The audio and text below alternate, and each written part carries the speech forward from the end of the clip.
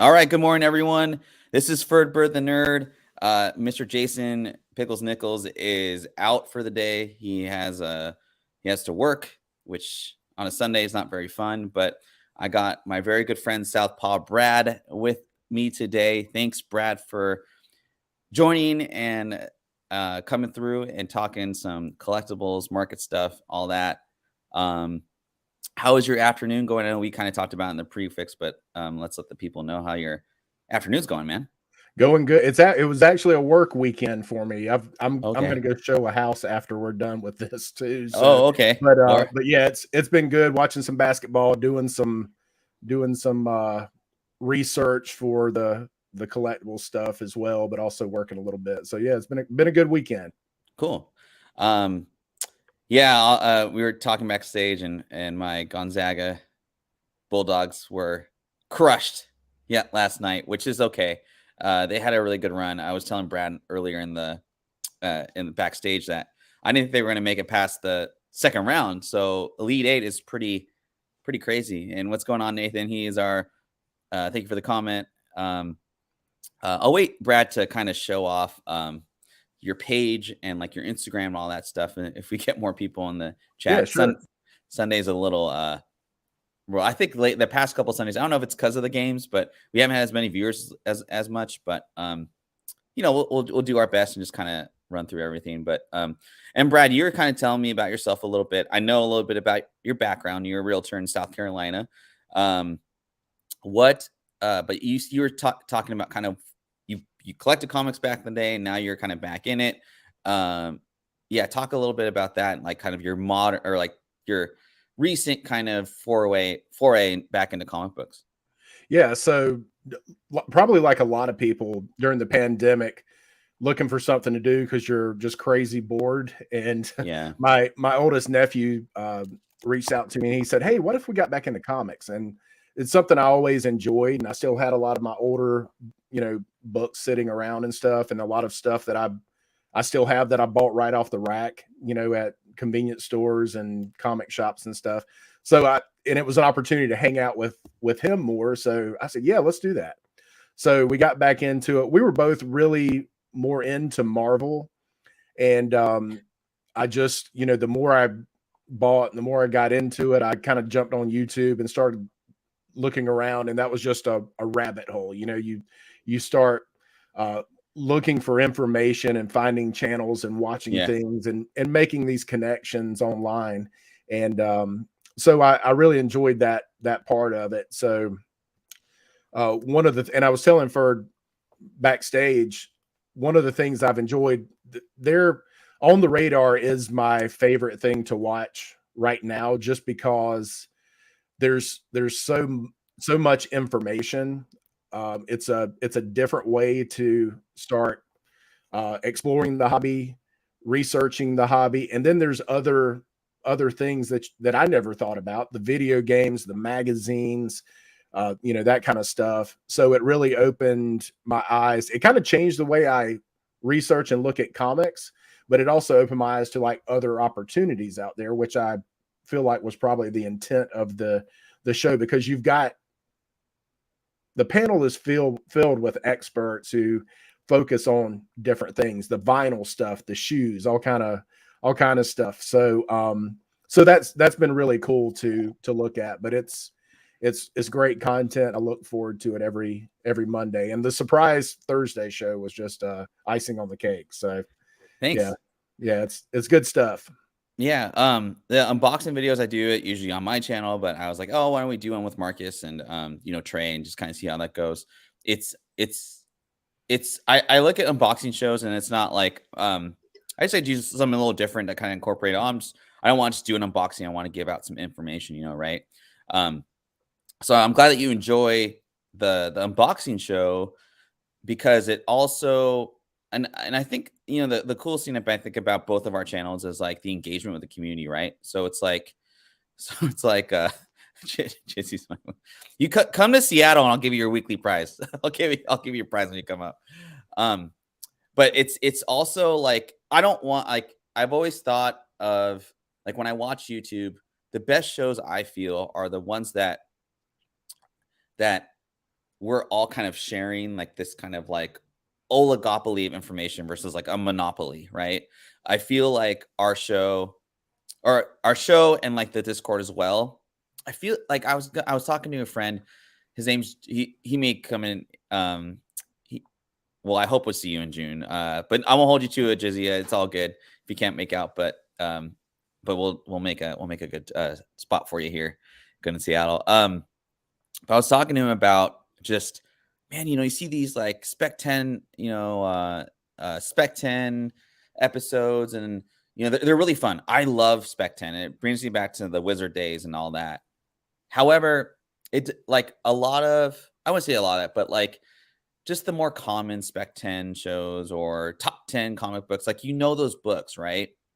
I feel like some of those collectors, because they're advanced, like they're holding back on more like really cool books. Like, for example, like this is like my favorite book that I just was on a search for was X-23 number 1. It's like the 1 in 50 Jurdevic variant.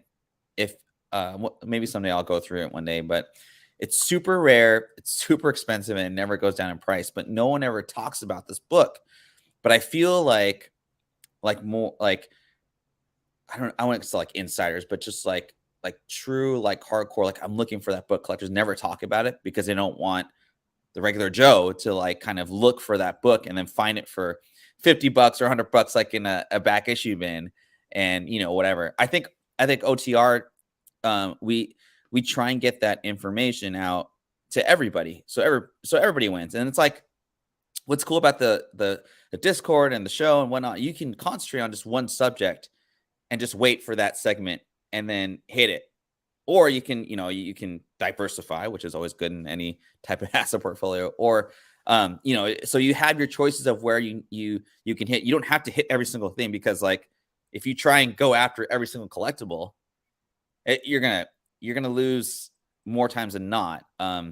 Anyway, I think the knowledge is where the knowledge that you gain from those others. I still think whether you choose to explore it or not, I still think it's good to understand that stuff.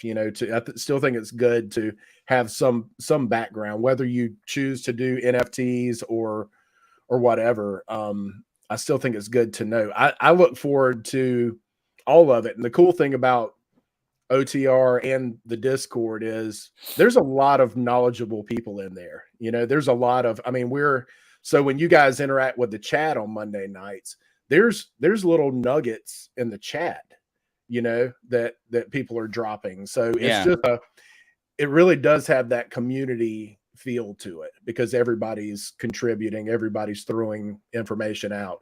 And like you said, as big of a, as knowledgeable as Trey is, I've seen him on the Discord tell people like, hey, that's great information. Thanks for throwing that out there. Mm-hmm. And so it's everybody's just sharing that stuff. Yeah. And, people that are like kind of, privy to like new technology and all that, I understand. I mean, I bought my first NFT. I haven't bought one since like a month ago. And it really took me, I have a financial background, obviously. And so I was always worried about security and like, how does this thing work and the kinks and all that. And so it took me a long time to really just sign up, try it out and all that. And the first NFT, I'll be honest, like I didn't make any money off of it, but I'm okay with it. I feel it's like a paid internship, or an unpaid internship kind of thing. The $25 I lost in that NFT, I probably gained $500 in like knowledge of how it works. And I don't have to buy and yeah, man. Dude, hi Nathan, for sure. It does kind of feel like a pyramid scheme. And so like, kind of the mentality of like trying to buy an NFT is it's like, don't buy it to flip it. Like, look at like, so I'm more concentrating on like, okay, I know how it works. I know how kind of cryptocurrencies kind of work in a functionality kind of deal. But I'm a huge Final Fantasy fan. I mean, it's basically why me and Pickles Nichols do this show. So how can I get an NFT that, kind of satisfies that Final Fantasy fan in me? I'm just going to concentrate on, for now, Final Fantasy NFTs. And then like, if I get into it, cool. But it's I don't have to get in. I don't gotta buy whatever for like $2,000. I feel more comfortable buying like not a comic book or maybe like a baseball card for like $200 or whatever, that kind of thing. So anyway. And that's it's so the way that all these things, if you watch the show and pay attention to every aspect, whether you're actively collecting in those niche areas or not, I think the benefit is because you can apply that same. I mean, what does everybody say when you collect comics? Buy what you like. Mm-hmm. So if you apply that to NFTs, that's exactly what you're doing. Yeah. Is start with buying what you like, and then you dip your toe in by doing that, Mm-hmm. and then branch out from there. Yeah. And Nathan puts it. This was kind of my whole thing too. Is that they are tethered to the crypto market. Hey, what's going on, Renee? Yeah, it's a new technology. It's unregulated. Here's another thing about something unregulated that we all are watching the show for and part of this community. All that comic books are unregulated. So if you really think about the real like. And we'd all be lying to say like, oh, we're not at comic books for money. Like we are to a certain extent. Like it's our passion and favoritism to reading comic books and these stories and like whatever. That's what got us here. However, I'd be lying if I didn't flip comic books here and there, or would look for a comic book that's damaged and press it and send it in for 9.6 or 9.8 or whatever and get that 9.8 and make $150. I'd be lying. So, but we're essentially, active in an unregulated market, which is why I think you and I, we kind of have like the same philosophy, which is like not, like not giving into FOMO when it's FOMO, or looking at prices for certain assets or for certain keys that we won't pay or whatever. And yeah, so, and that's true. That's true, Nathan. The fundamental like exchange of currency is regulated. So so yeah, crypto NFTs have kind of that same like unregulation with the currency itself and the actual asset of the thing. And again, like I said, I'm not trying to, we're not trying to pitch like get NFTs, blah, blah, blah.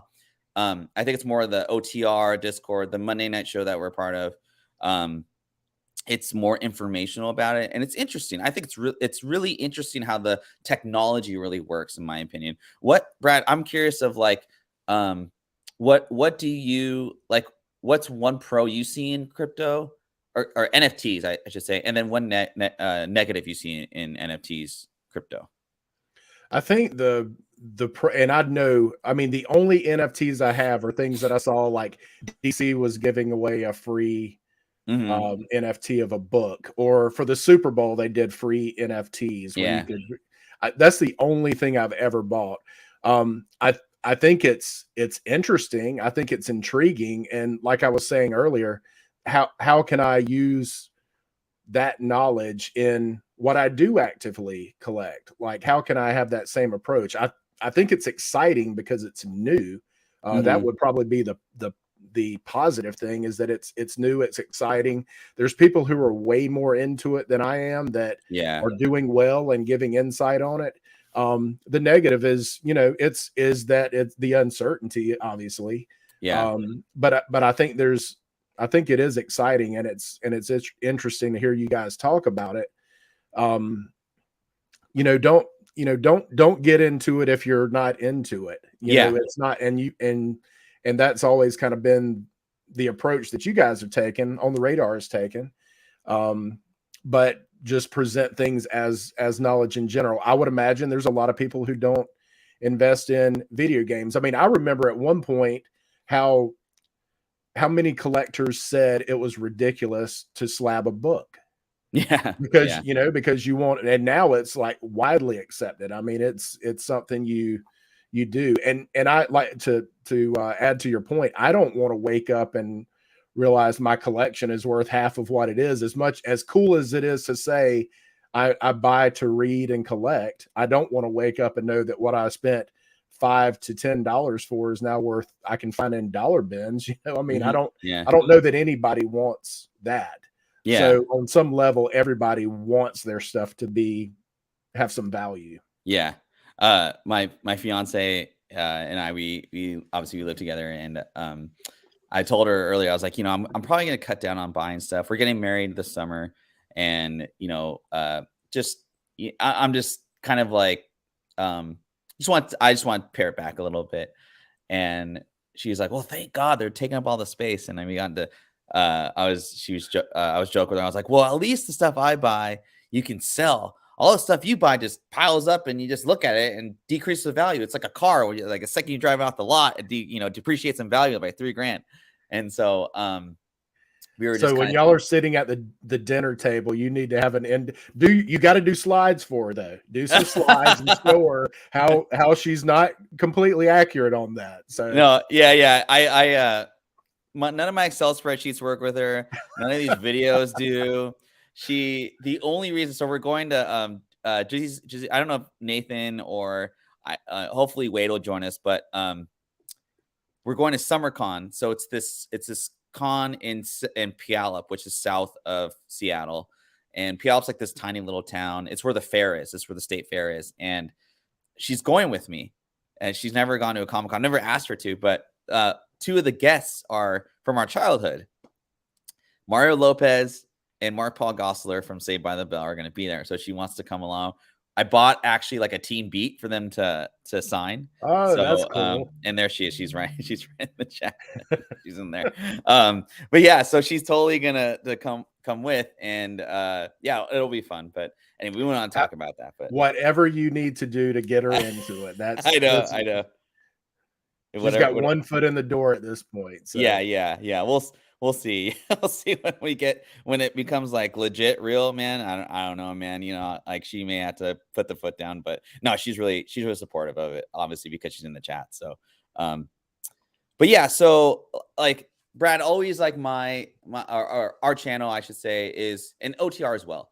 I feel like it's always informational, and I hate my biggest thing about this whole kind of community. I think a lot of people feel this way too, is like, let's go to the beginning. Okay. Being in finance, and working in mortgages or whatever, we're always trying to like give kind of the reality check of how much a home's going to cost to pay for.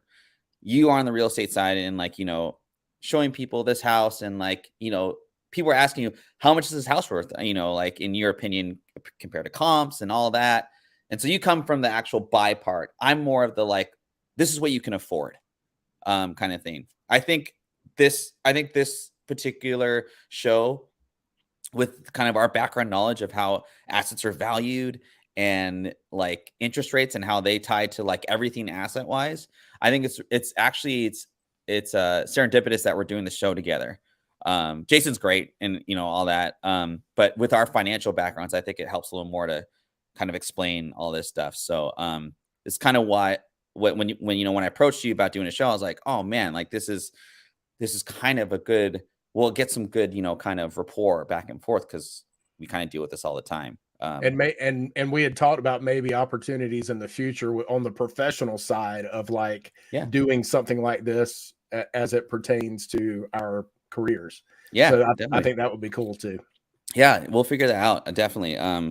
And Brad's obviously he's in South Carolina. I'm in Seattle. And let's see. I'm gonna show you off a little bit before I get into the slides, Brad. Let's see here.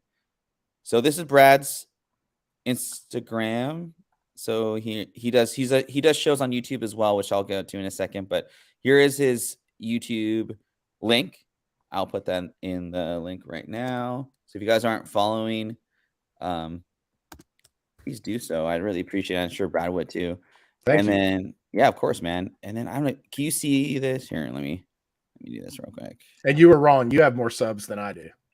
Are you serious? We're pretty close though. Yeah, fairly close. And this is Brad's YouTube channel. I will share that. Oh, I already shared that. Never mind. But yeah, I just like I really enjoy your show. I think the engagement's really good too. You have really good engagement, a lot of comments in the comments and all that. And I like kind of while I work, I usually watch your show. And so for whatever reason, the last day I was watching your show, I was like busy. So maybe I should watch your show more often. You give me some of that good juju, you know what I mean? So I always, like when I did the unboxing things, I always presented it like it kind of turned into a hangout that happened to be about what I bought, because yeah, so many people, I mean, you're talking that, so that was lunchtime here. It was, well, it was about the same time. I did it about 1:30 on Friday, yeah, and there were 12 to 15 people at any given time in there for it's a a really good time Friday to do it. afternoon. So Yeah, I think people jump in. They appreciate the stuff I share, but it's also that hangout mentality. yeah. So Yeah, yeah. I mean, I had both monitors going. I was like, oh shoot, I gotta take this call, put you on silent. Da, da, da. It was kind of a crazy Friday, but it was good stuff. But so I kind of looked at a period over like 4 months, and kind of the general thing with comics, collectibles, whatever you want to call it. You always see a seasonal dip in December because people are trying to sell stuff right before Christmas, get some of that cash flow in. Um, I always think that's an opportunity. Like if you are buying something for a mutual friend, partner, family member that's a collectible, it's almost the best time because you're going to get the best deal like right before Christmas. And people are they're more privy to selling off stuff because they're trying to, get cash flow for their presents for, whatever else. And so, and Brad, like seasonally, I don't know, like over here, like in December, like people just don't buy homes. It's not, I shouldn't say that. It's not as common during the summertime just because the weather's really cold. It rains every day here in Seattle all the time. Maybe not a lot. It just rains consistently. But yeah, so I noticed kind of going back like around December and a little bit in January that the market was really dipping. I obviously, you guys know I post on Instagram and I always post like prices and stuff. And so I look at specific comic books to kind of get a gauge in the market. And with all the uncertainty with like interest rates, I think the 10-year was trading around 4%. I wasn't doing any loans back then. Prime was like, 7.5%, and it raised like super quick. And yeah, so In a time where it's traditionally slow, and it's the same here. yeah. It's the same here. That the sudden rise of interest rates really made people pump the brakes, because I sell during that time of year, but it is traditionally slower. But when the interest rates shot up, and I don't know, there's a different show to really get into this, but I think I became an educator instead of actually selling stuff, having to let people know, like, you know, the reasons why it wasn't 2008 all over again, Yeah, yeah, that kind of thing. So, yeah, but yeah, it's traditionally slow here as well. yeah. It was like I had 2 applications the whole month and they canceled. So I mean, it was weird. It's fine. It's a little bit better now.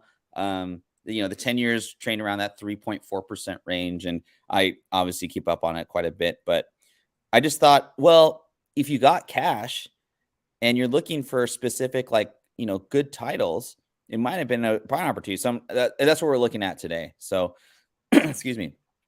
So again, we got six live in the chat. Thanks everybody for joining us this morning. Again, I got South Paw Brad. Jasson had to work today, unfortunately, but it's all good.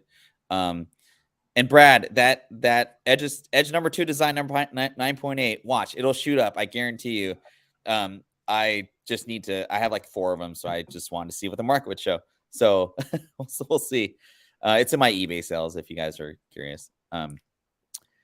So this is not something that's killing children. I'm sorry, people. I did this morning. I got home kind of late last night. But Secret Wars number 8. This is always like a book that I look out for at every con, every comic book shop, just anywhere I see it. And I'm just always curious of, what sellers are wanting for this book. And I feel like this is becoming a museum book.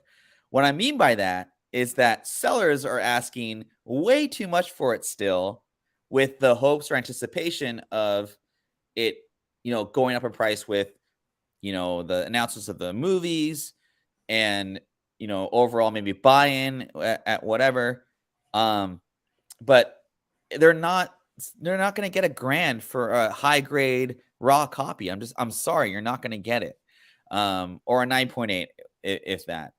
Brad, how many times have you seen this book overpriced? And how many times have you owned this book? Or what do you feel about this book? I mentioned backstage that I still have a lot of books that I bought right off the rack. When I saw this, and also Amazing Spider-Man 252, like I thought it was that is 252 with the black suit. Yeah. Yeah.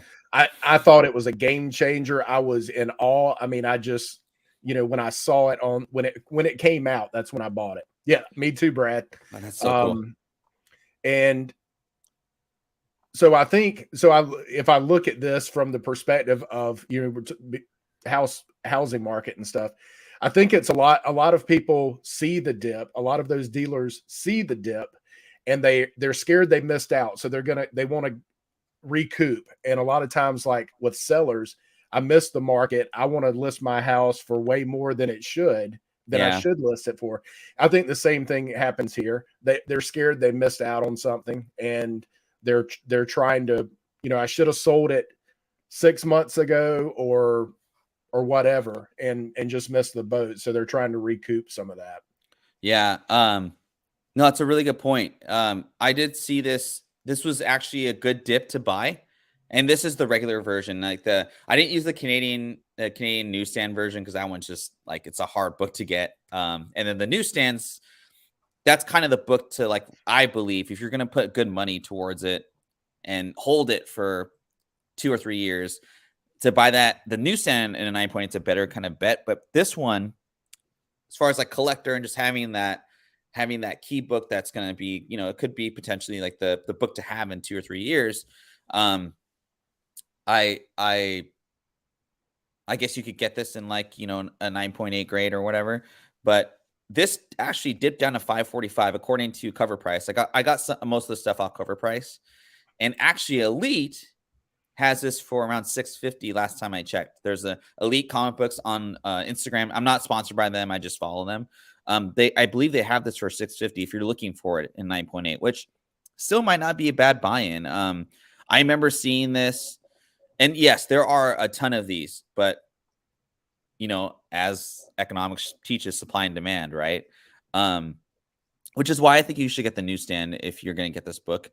But I remember, I went to a con last year, and Nathan, I don't know if you went to SummerCon last year, but dealers were asking $1,100 and a 9.8 for this book. And I was like, hey, what's your best price? They're like, I go down to maybe 950. I'm like, pass. And that was before really comics started to dip. I was just kind of like, there's no meat left on the bone at $1,100 in a 9.8 on this regular, direct copy. And that's kind of, I think that's also something I think South Paw Brad, I think you think about this too. When you buy a book, even in high grade, how much meat is left on the bone?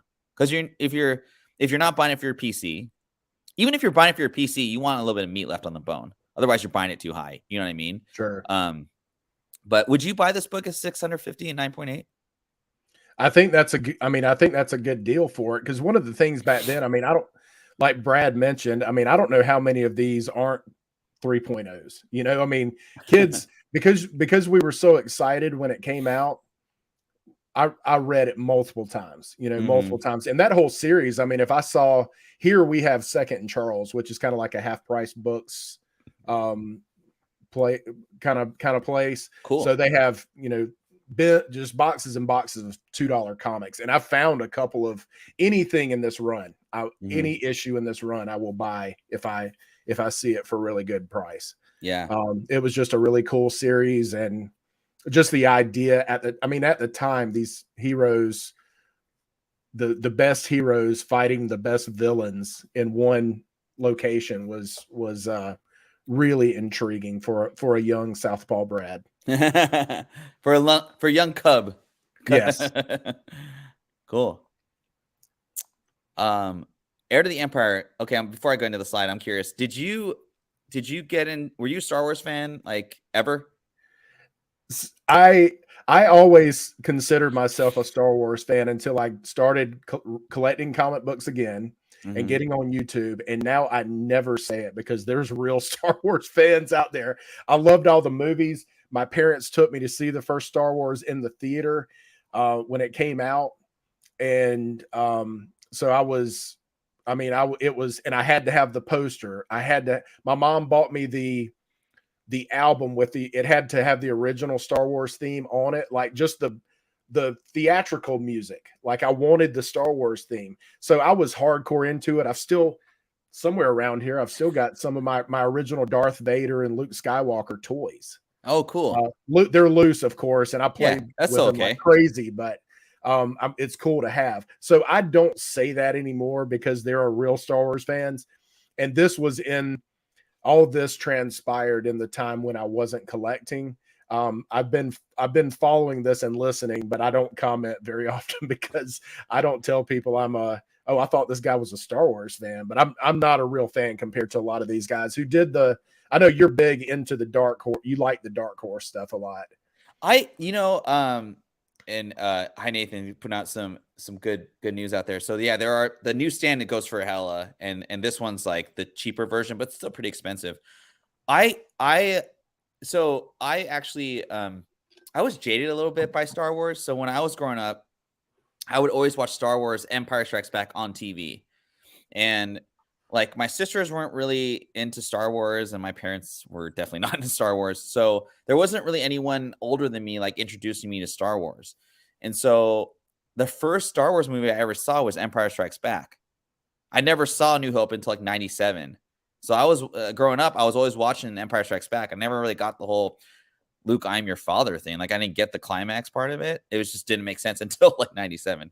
Anyway, a friend of mine who's not like a huge Star Wars fan, he's just a fan of like good reads. He's like, dude, the Dark Horse Star Wars books are very underrated. Just read them. And so I recently just started like picking them up, like 1 through 5, or just like whatever. And I wouldn't say like I'm a hardcore, like I picked it up when it first came out. I'm just more of like a recent, like, wow, this is really good stuff to read. Because if you are into like a good, like kind of setup of a world or universe, whatever you want to call it, the Dark Horse books do a really good job. And even the novels do a really good job of kind of establishing the anti-Skywalker saga, which is kind of hard because everyone likes the Skywalker saga with, with merit. But I just think this reminds me of like the 2020 pandemic, like pre kind of speculation boom. This was one of the first comics that I speculated on, and like it hit. So I bought 1 through 5 for like, I don't know, $45. And I graded the whole set because like that's what you did back then in 2020, 2021. And I got 9/8 out of all of them except for 3. Sold them real quick and made a pretty penny, and then I was hooked. I still feel like this was going for like $2,000 at one point, and there is a third version.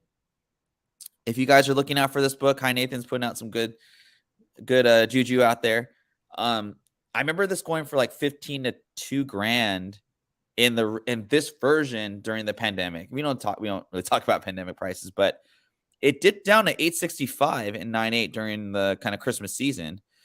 And recently, and this may have to do with like Thrawn coming back or coming into the fold. There's just all those little like kind of nuggets in the new Mandalorian series.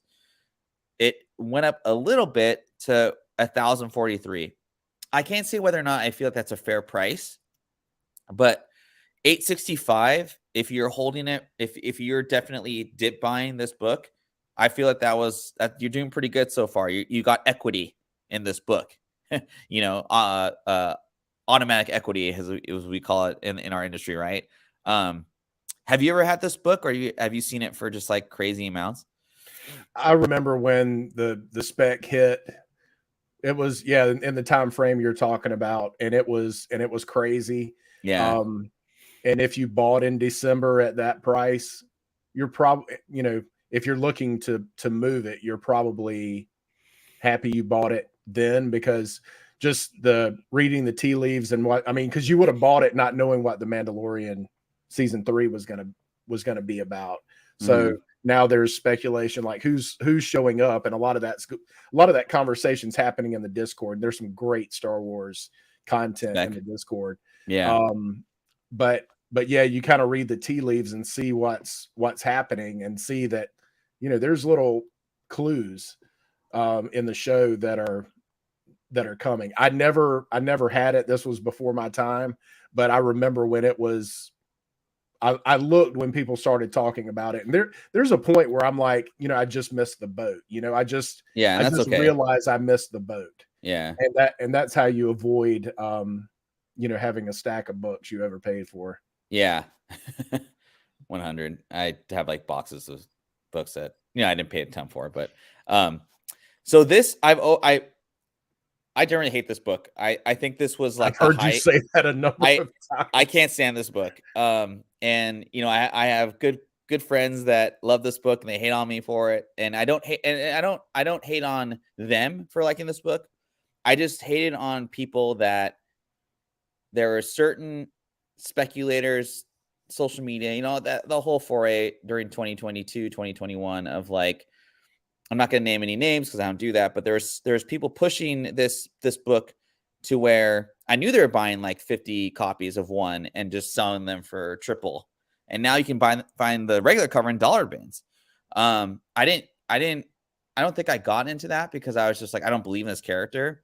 To me, I don't think she's like an A-list character. I think she's a B-list character. She's dead. She died in like the movie she's in. And yeah, she's going to have like, you know, supposedly there's going to be like there's like a new series that's developing for Captain Carter, and that's great. But if the heightened speculation, or if the basically if that was, you know, going to hit with collectors, this comic would have gone, it'd be $400 or $500.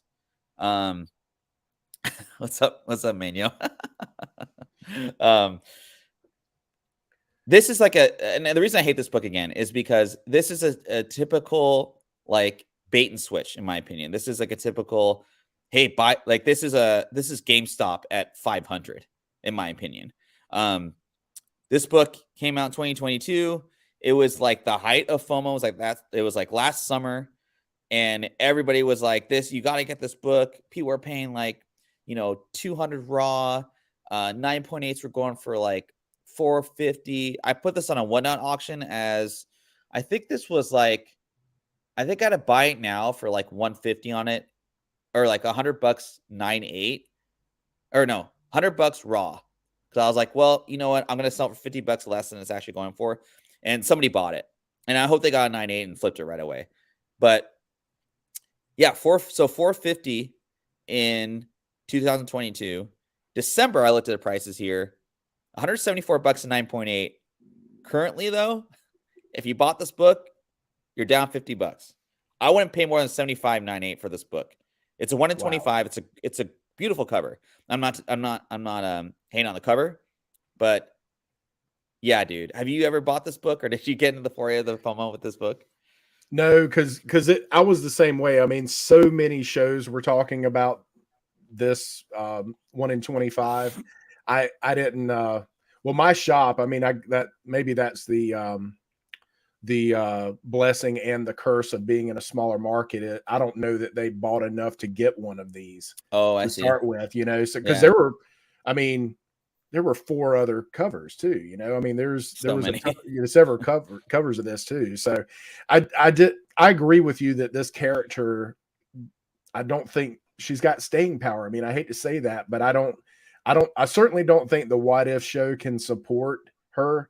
I think they would really have to do something outside of that. And even then, I mean, I don't, you know, Captain America is not, I wouldn't put him on the Mount Rushmore of Marvel characters. Well, I don't know. He's important, but as far as like, you never hear anybody say Captain America is my favorite Marvel character. Oh, that's a good point. So I don't know that, you know, if I think the movies did a lot for his character, but I don't think they're going to do anything to really back her enough. And that's one of the things you have to look at when you're doing your research is what's the staying power of this character? What are they gonna do? Like, what is the future of this character? Yeah. Because I know she was in that Avengers Forever run that they did last year. Oh gosh. And yeah. And that was a nightmare. Yeah. I just to kind of piggybacking on what you said. Staying power is one thing. Also, she's British, and we're like it's gonna be hard to get a foreign character that's gonna be like a mainstay, like that's taking over a loved character. It's kind of the thing. And here's the biggest thing out of everything for me with this book. Exiles 3 is the first appearance of Captain Carter. I'm sorry. Like, I know she's Captain Carter in title. I know she's not Captain Carter in Exiles 3, and it's a based off, but they based Captain Carter off that Exiles 3 book. And right. And then, I always got in arguments with people like, the Exiles 3 goes for more than this book. So that's the other thing too. And like, again, like, that's just my opinion. Like, you can take it for what it's worth, but obviously the market says, 125 and a 9.8. The market's not liking it right now, today, right? That's exactly, the market will tell you which book it prefers too. You know, I mean, that's what it's saying. I mean, that Rosie the Riveter homage on the Exiles cover. That one's that's the one. Yeah. That's the one to get if you're a Captain Carter fan, right? So anyway, what's Nathan? And yes, that's a good point too. Empire, what's going on, man? Happy East Coast time. You got the East Coast peeps, and my boy Rich, love you, dog. Always a good person. Rich and Vintage Comics and Toys are the only two people I've met in person out of this community of people. I hope to come visit you one of these days, or you come over on the West Coast and all that. Hope you can meet one of these days too. So gotta make that happen. Sentry #1 was the last book I ever bought before I quit comic books back in the 2000s and kind of came back, I want to say 10 years ago. This Marvel Knights like run of all those different titles was like, I don't know why I left comics back then. I think I was just in college and I didn't have a comic book store in my small little town. But this is like my favorite modern book like ever. I don't care about the MCU. It's just such an original idea, in my opinion. Did you ever read this book, like either recently or when it came out? I did not, and I haven't, but it's on my list. I want to go back just because there's been a little buzz here recently. I would love to go back and just get like a trade and check it out. In fact, this morning I was kind of doing a list of some trades of stories I want to go back and just familiarize myself with. But I do like this book, and what a tough, that black cover, man. That's a tough. So tough. That's a tough one. Yeah, and the cover of the paper also, it's like pretty thick. I bet Rich could get this in a 9.8, but he's a master presser. But this book has always kind of hovered around the $300 like mark at 9.8, and I put more eyes on this because it's just an enjoyable book for me. But last December it went for $355, and what's interesting is it didn't really bump up that much with. Well, it probably did bump up with the news, but I looked at like the most recent sale, and it kind of, I remember seeing one for $450, so $412. So it bumped up a little bit, but I feel like it's just timing with this book. It's like, it's going to be hard to get this in a 9.8 for less than $300. I just think that's where it's kind of hitting right now. I think it has more momentum than it's had in the past. However, I wouldn't pay probably more than $350, $375, and that's with my kind of my bias towards this property. I don't know if it'll ever get to $1,000. I mean, it'd have to have a lot going for it, but it's a newer character, quote unquote. They haven't even hit the X-Men yet. I would, even though I love this character, I still consider Sentry kind of like a B or C list character. Because of the appearance, like he's not even he's dead right now. So Null killed him like 2 years ago. So it's just always been a favorite book of mine.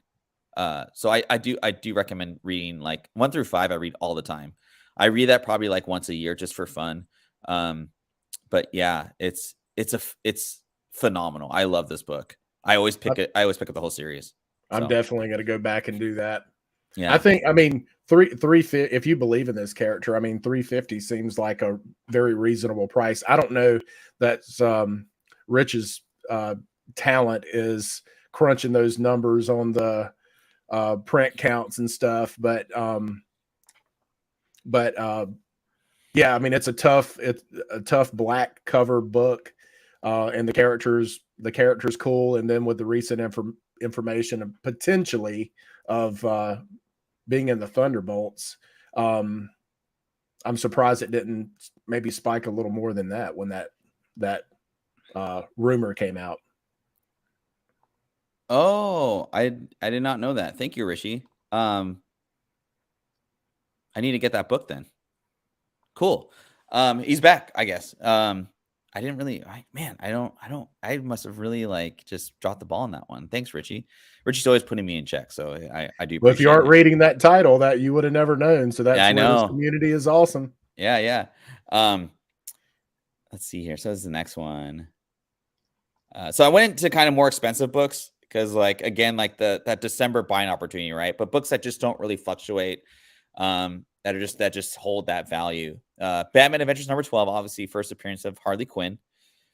This book went second week of December to 3, and this is 9/8, by the way, 2,300 in 9.8, and recently about less than a month ago, 26.39. So as a that was a pretty good deal if you're, I guess, looking for it.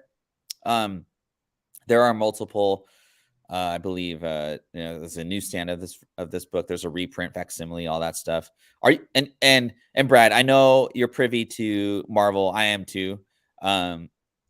As far as DC books, would you recognize this as like a modern like key that you would be familiar with, even though you're not well versed in Marvel? Yeah, sure. Yeah, I'm just now getting. That's another thing. Like just talking to a lot of comic collectors and with the Discord and stuff. Just there's a big opportunity with DC right now. Mm-hmm. I think a lot of collectors see that. This certainly is a modern, a modern grail. There's a lot of people looking for it. Yeah, this was over like $3,000 for a while. Yeah. There wasn't it? Yeah, and I think 3,500 or $3,000. Yeah, and I think it's what really helps this book too. Is that like little kids still recognize Harley Quinn as like a cool character. I know some people in the comic community aren't stoked that Lady Gaga is playing her. But I don't really like, I mean, until you see the movie, she's Academy Award winning actress, right? And he's Joaquin Phoenix is like an Academy Award winning actor for the role as Joker. So I think yeah. I mean, who else would you cast though? I mean, she's not pretty enough to be, I guess, but I feel like that Joker series particularly, it's not a cartoonish type of movie. It's like a psychological either thriller or it's just more psychological. So you need a good actor or actress to play the parts that you're not looking for, like that pretty girl to play the role as Harley Quinn. So I'm curious if that because it will bring a different type of person to watch Joker if Lady Gaga is playing Harley Quinn, and if she kills the role, then comic book enthusiasts will appreciate that. And then non-comic book enthusiasts will be like, "Oh, that's kind of cool. I'm a huge Lady Gaga fan. I have her T-shirt. I wonder what Harley Quinn's first." I don't know if it'll go that far, but like it would be only good for the property, in my opinion. So it's not the bubbly character we're used to. These are broken people. If you watch that first Joker, I mean, it was twisted. I mean, this was a broken person that had just got to a breaking point. And so I think I don't know. I'll give it the benefit of the doubt. I think our expectations, we've gotten spoiled a little bit Big time. So I Yeah. think it's affected our expectations for things. I Yeah. went back and watched Shang-Chi. It was great. A lot of people don't talk about that movie, but I really enjoyed it. I watched it I don't know, it's probably the third time I've seen it. It was still really a really good movie. But I think if there's not a huge reveal, then I think our expectation, we just gotten spoiled a little bit. Yeah, and that movie came out during the pandemic, right? Like you couldn't see, or I saw it in a movie theater, but it was like empty. I remember. I saw it at a drive-in theater. Oh, cool. Yeah, I Haven't went been to to a drive-in drive-in forever. theater. Yeah. Mm. That's awesome. Yeah. I feel Shang-Chi reminding me of a little bit of Crouching Tiger, Hidden Dragon. That kind of beauty and the effects that they did. It was Yeah. like my Pickles Nichols always talks about how it was like that movie was more like appealing to the eye and like beautiful than it was action, and that was good for he felt it did a good job of like being a longer movie, but like telling the story and like kind of keeping it going. I felt there were some parts that were like a little bit like, oh, you could have cut that part out, or it could have been a little bit shorter, but it would have been hard to tell the whole story if you put that part out. It was just a lot of story to tell, but and I kind of agree with Mr. Ritchie as well on that comment. So House of Secrets 92. This is Jason probably upset that he wouldn't be able to talk about this book, but he's a big Swamp Thing fan. He actually has the tattoo of Swamp Thing and Mr. Constantine on his leg. He will tell everybody about it ad nauseum. No, but it's a pretty cool art he's got on his leg. But were you Swamp Thing? Did you watch the old school Swamp Thing like back in the day? I did. Okay. Yeah, I did see that. And I wouldn't have ever considered myself a fan, but when I went back to, I mentioned I still had books that I bought back in the day. I've got that some of that Alan Moore run I had that I had kept. And even then it was a little bizarre for me, like but I've been preaching like crazy about the Ram V run, this most recent okay. that finished up. He was slated to do 10 issues on that run that came out last year. And it was doing so well, they extended it to 16 issues. Wow. So his writing is great, man. I would highly recommend it. If you like to read comics, check out that Swamp Thing run from Ram V. That was really good. Yeah, Jeff Lemire just did like he started it like a year ago, and he's doing a Swamp Thing kind of mini series. And it's one of those big like the prestige format, the Black Green Label Hell or something. Yeah. Jeff Lemire is like one of my favorite writers. He did a Sentry, the most recent Sentry miniseries, like 1 through 5, where the Sentry merges with the Void and becomes the Black Void or the Sentry Void or whatever you want to call it.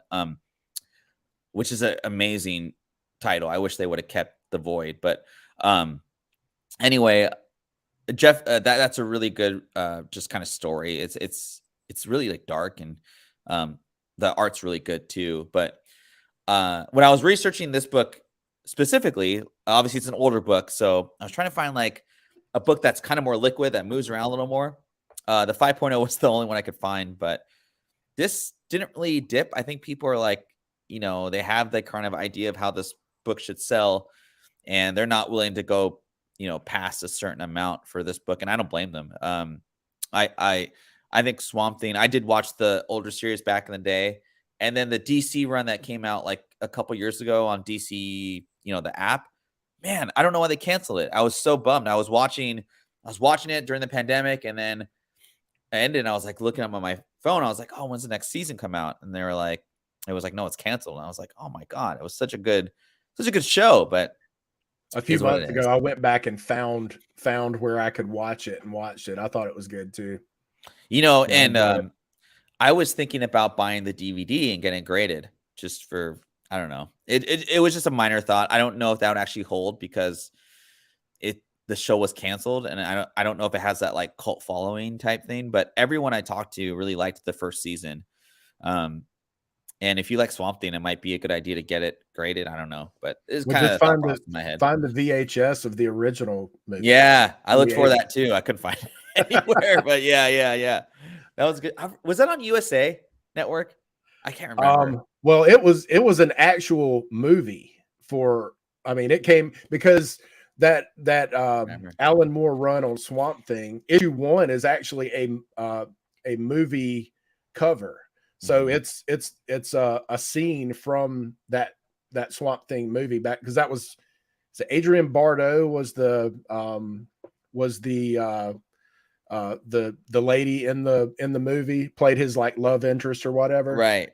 So yeah, issue 1. So Alan Moore came in later, but issue 1 of that run was actually the cover.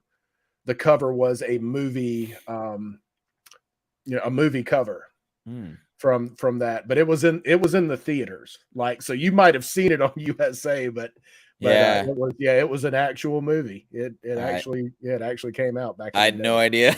I had no idea. I don't even know why I watched it. Like, it must have been my sister was watching it or something. But so now we're kind of done with comic books. I did a couple of cards just because we had some card people in the chat. So Jasson Dominguez, I talk about him ad nauseum. I think a lot of baseball card collectors talk about nauseum. I'm sure Richie's like, oh my gosh, how many times are you going to talk about Jasson Dominguez? But and you said the Dolphins are your football team. What's your baseball team? The Braves. The Braves. Is that because a player, or because Ted Turner's TNT? Like, it was the closest thing here. So to South Carolina, I mean, the Braves were the closest team. So back in the day, I mean, like, I remember them when Dale Murphy played for them, and so he was at the end of his, towards the end of his career. Yeah. But I remember when Dale Murphy played for them and stuff. So that was just that was the reason. You know what's funny is I had a sports econ class in college, and this is like early 2000s, and my sports econ class professor was like, Jerry Jones always says that Dallas is America's team, and he's like, bullshit. The Atlanta Braves are America's team. And he asked the whole class, we were kind of looking at him weird, and we're like, he's like, how many Atlanta Braves games compared to Mariner games have you guys watched? And we were all like, oh, it's like, if there's not a Mariner game on, I just go to TNT, because ESPN wasn't really broadcasting a lot of Major League Baseball. I don't know why, or maybe they were. Anyway, I just remember always going to TNT on a Wednesday, like, oh, I'll just catch the Braves game. And he's like, yeah, TNT broadcasts it every single, like, if you have cable, you have TNT. So Turner basically made the Atlanta Braves like America's team, because everyone in America was watching the Braves. The first Braves player that I loved was Sid Bream. Do you remember him? First baseman. Yeah. Him crossing the plate, was against the Pirates. I can't remember what team it was, but I'll remember that was like one of my first baseball memories as a kid. I miss those days when they broadcast games that way. It was awesome. It felt more accessible, because I could always tune in to CBS and see, or Chicago did the same thing. They had the Cubs and the White Sox on WGN. WGN. And I had heard, actually, I just had a conversation with somebody this week about this. They're in California, but they're a Cubs fan. I was like, were you from there? I said, no, when he got home from school, the Cubs didn't have lights, so they had to play during the day. So when he got home from school, they were usually on TV.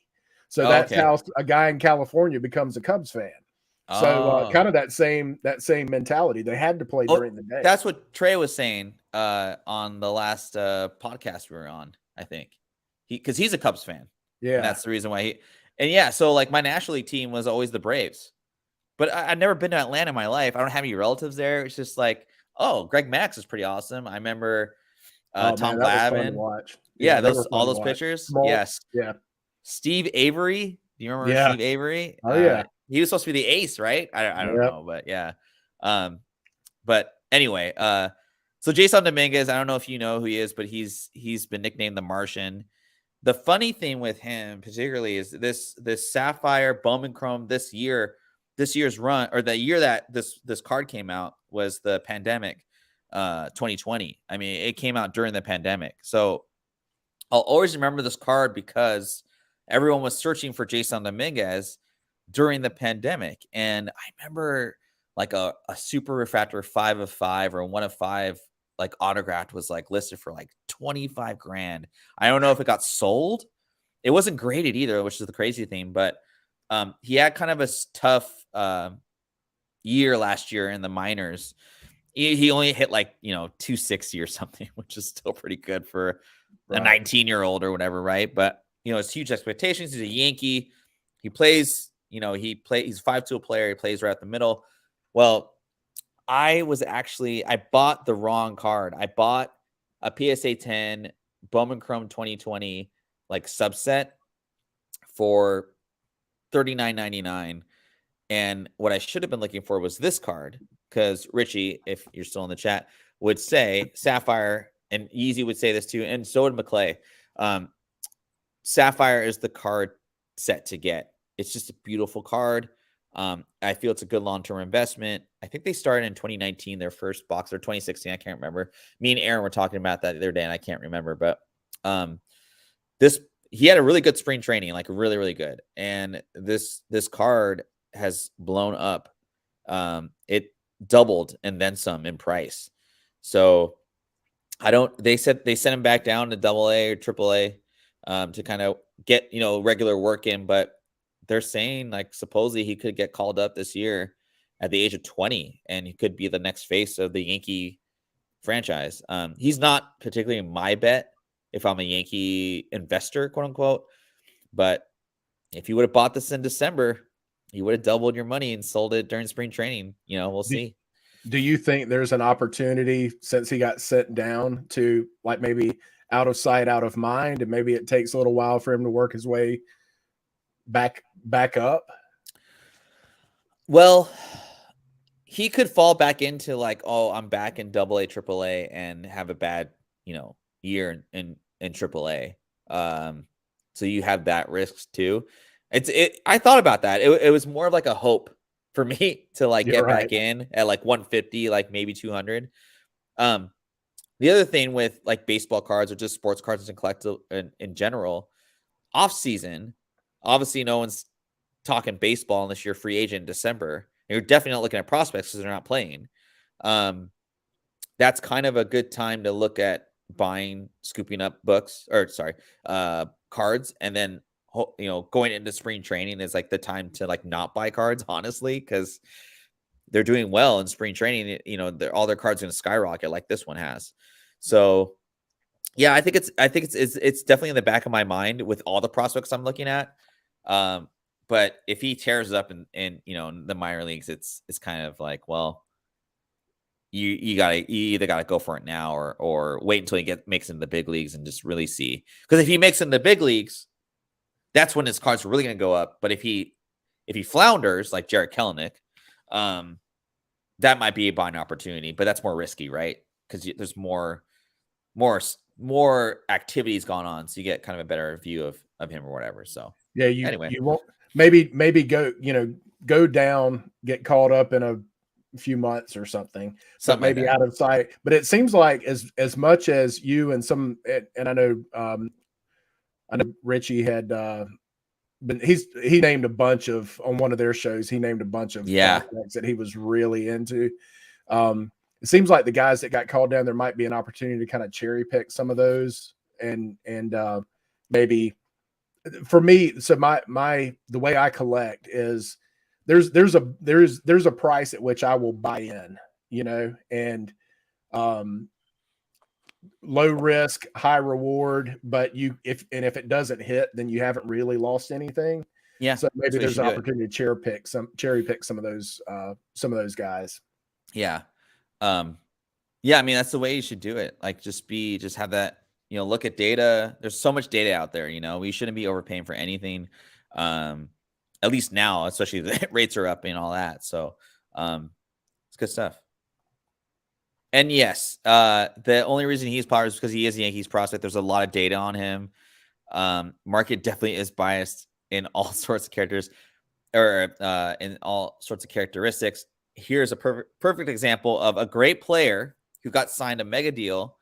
I've talked about him as well. He's a local kid from Seattle. He went to the same high school as Paul Allen and Bill Gates.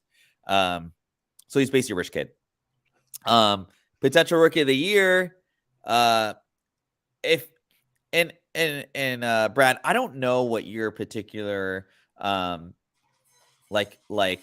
product of sports, specifically baseball, is, but I grew up watching the ball in play. I remember pitchers going for 140 pitches a game. I remember John Olerud hitting 371, and that was more of my. I remember Ricky Henderson stealing 50 bases at age 42. You know, that type of, like, just the active kind of, I'm going to turn a single into a double into a triple, that type of like activity. That is Corbin Carroll in a nutshell. This guy is a freaking 4.3 on the baseball diamond. He hits for average, hustles. I've never seen a guy run like him before. He looks like a running back on the baseball field. He just runs like that, and he's a Diamondback, so I'm not watching a lot of Diamondback baseball. Now, as far as the market's concerned, they don't really give a shit about this kid. I don't know why. I feel like he could be a top 30 player at least, just because he doesn't hit for home runs. But he broke camp. He's gonna be on the roster as a Major League Baseball player. Have you heard about this kid? I have not, but it seems like a little bit of a misdirect. Like, because people are talking about other prospects, this guy's maybe kind of slipped through the cracks a little bit. Yeah, it's like, yeah. Do you think the market, like, does being in Arizona, is that an issue for him? I mean, if he were in a different market? I mean, kind of what Max City was saying. And we don't talk about that idiot Mike Trout in this channel, okay? We don't care about him. Max City knows I hate Mike Trout. The most boring player in baseball. I'm gonna say it right now, Richie. If you're in the chat, I don't care. He's boring. And yeah, I was gonna say this, but Max City beat me to it. It could play into the game. It's really, and the shift is gonna be really interesting to watch. Watch the game, because I hope you see more people hit for average and go, just not worry about, the shift in general. But yeah, I think being in Arizona, like, it's like watching, like, I think an Arizona Cardinal, like, football player, you're going to get more eyes on him. But an Arizona Diamondback, it's like watching the Mariners in the 2012s. Like, it's just not popular. And I bet you Phoenix area, like, transplants, they don't care about the Diamondbacks unless the Dodgers come to town, or the Cubs, or, whomever. I think that does hurt him.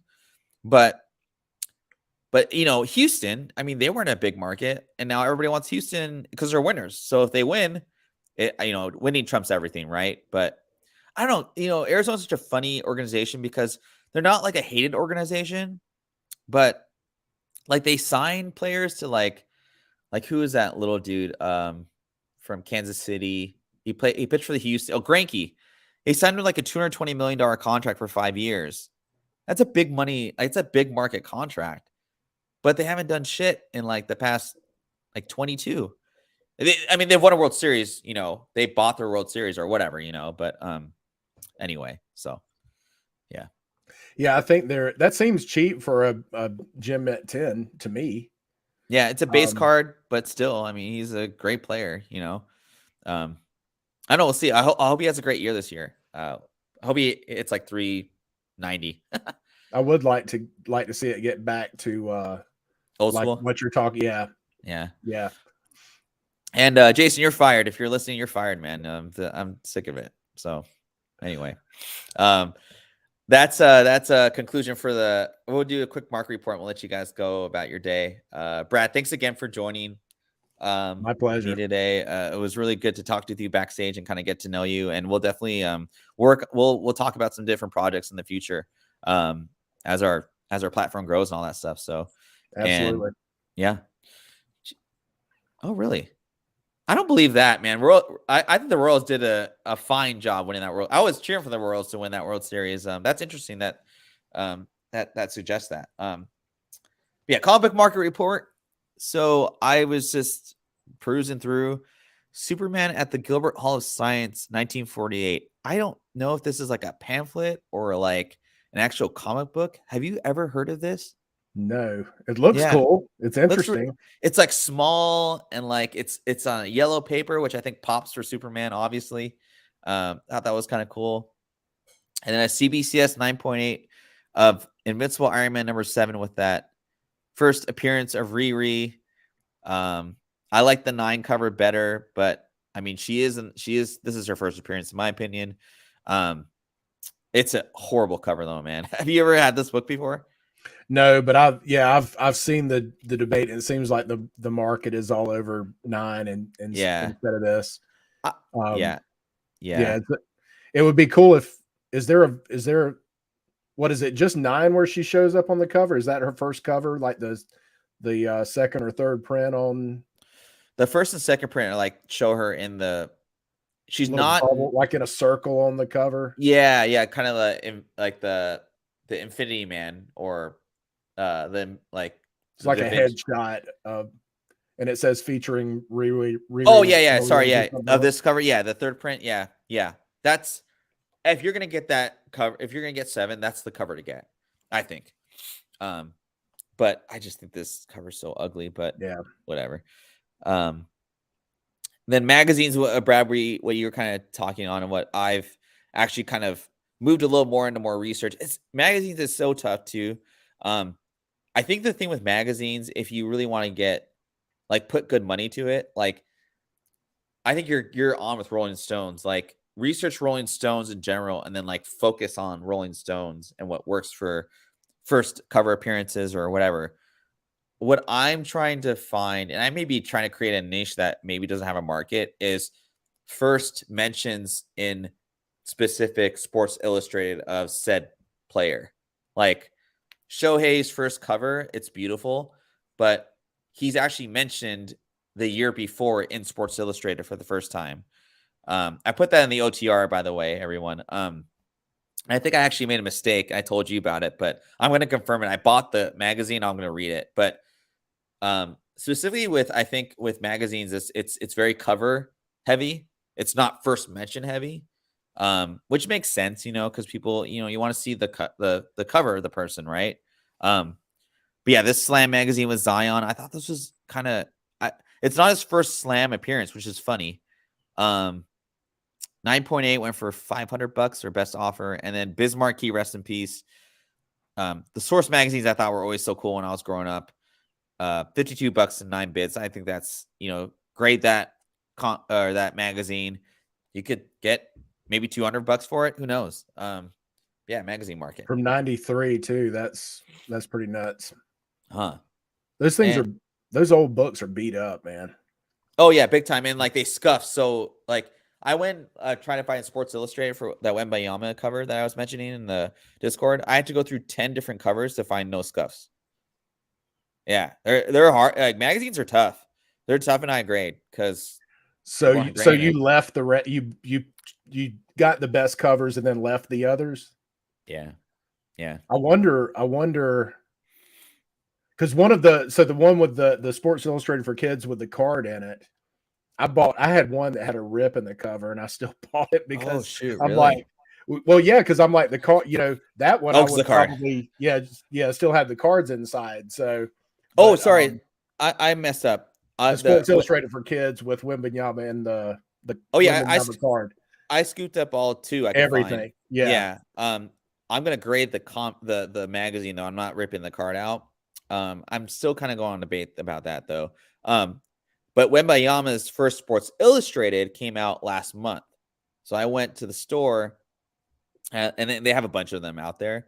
And who knows? I mean, for $8.99, price, I got 2 copies of that one. So he could be like the biggest bust ever too. It's just so funny, but who knows? I think I didn't do sports cards. I apologize. Well, that was from last week, so sorry about that, guys. Oh, I thought this was really interesting. Usually I do Final Fantasy like related like properties, but I was looking for video games. Look at this. So one on March 1st sold for $1,700, same grade, WADA.